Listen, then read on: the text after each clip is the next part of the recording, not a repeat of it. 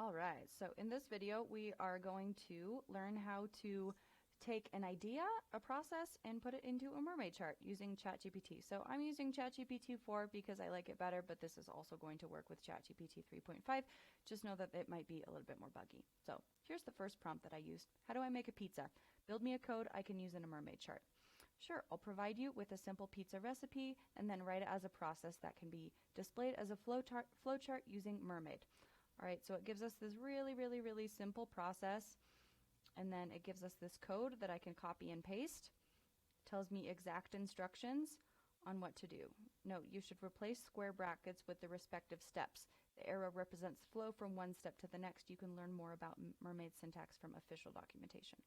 Awesome. So what I'll do is I'll copy the code, and I can go over to mermaid.live. I've already copy pasted this code in here, and I have a super simple flowchart. Now, this is great, but I want something a little bit more complicated. So I can tell it to make it more complex. If I keep it super vague in general, let's see what it gives me.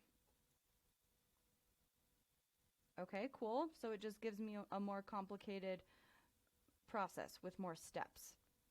So I don't necessarily want more steps in the process, but what I do want is I could tell it, I want to include parts in the process where I decide on different ingredients, crust types, sauce types, etc.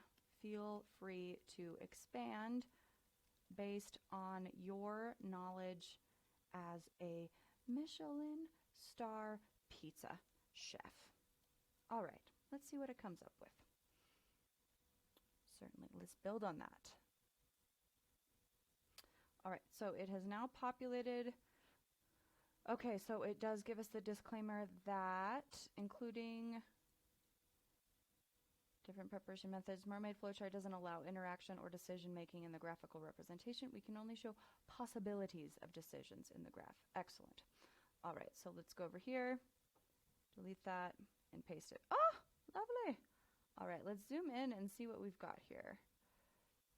Start, choose the dough type, thin or thick. Preheat the oven.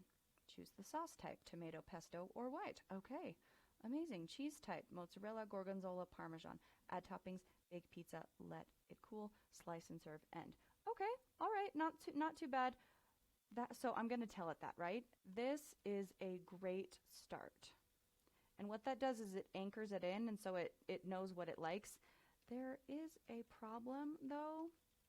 I am vegan. Can you repeat the task using the same instructions for a vegan? Okay, let's see what it comes up with. I am, by the way, not vegan, but it seems like a good little curveball to throw at it. So let's see what happens. And I didn't like what it came back with because it basically just put vegan in front of everything.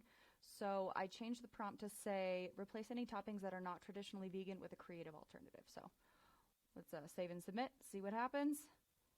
Here's an updated Mermaid Flowchart. And what it came back with was so much better. Barbecue sauce, nutritional yeast, some different toppings. It does still have some vegan alternatives in there, but you can see by just giving it a little bit more of a specific prompt how it gives us better results. So again, I'm going to go back here, and voila! Again, it is not the most beautiful process map of all, but you can easily take this and then copy paste it into, your Miro or your Lucidchart or even your UPN, although if I was doing UPN, I would probably specify that in the prompt. But anyways, you're welcome and have fun.